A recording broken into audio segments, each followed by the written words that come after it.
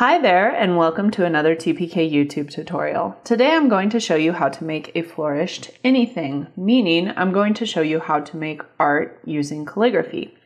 The first thing you're going to do is decide what subject you want to make. So for today's tutorial, I'm going to make a flourished heart.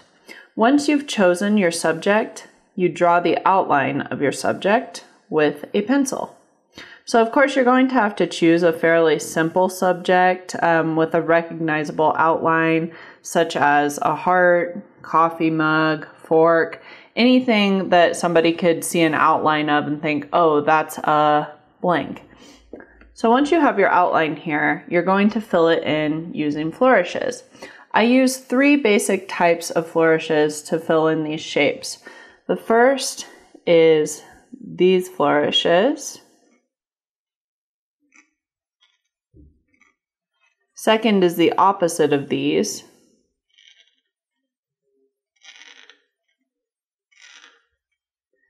And third are S's. So basically you're going to use a combination of these three to fill in this heart. And the goal is to make flourishes that are dense enough that you can tell that this is all one shape, but they're not so dense that they get lost and you can't identify where one flourish starts and the other ends. So what I like to do is start on the left side because I'm right-handed and it's easier for me to work over this way. If you're left-handed, it's probably better to start on the right side. So I'll just start anywhere and use this kind of flourish. And really try to hug the outside guideline, no matter what your subject is. And then stop when it feels right.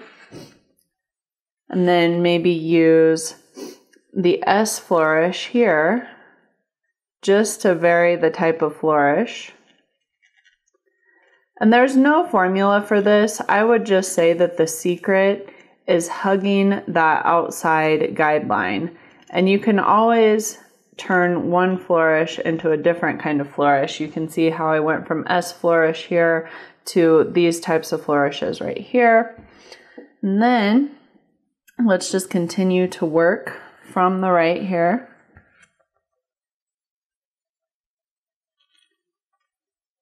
You're just filling it in such that when we get rid of these guidelines, people will be able to tell exactly what this is.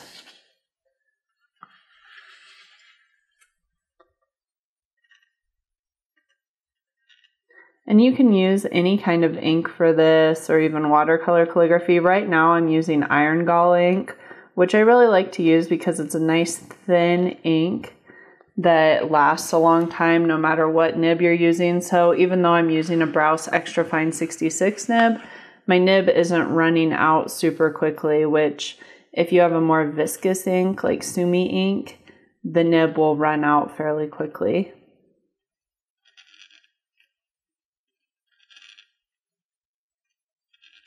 I wouldn't think too hard about this. Just make whatever flourish makes sense to you, whatever comes to your head first. Again, as long as you fill in this shape and make sure you're hugging the outside guidelines more or less with your flourishes, people are going to be able to tell what this is.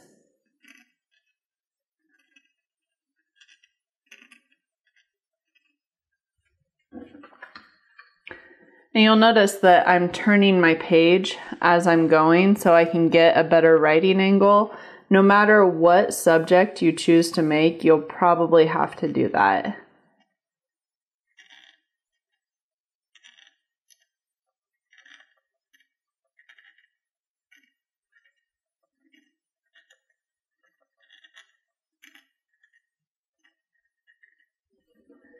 And then I'm going to finish up by filling this in with some S's.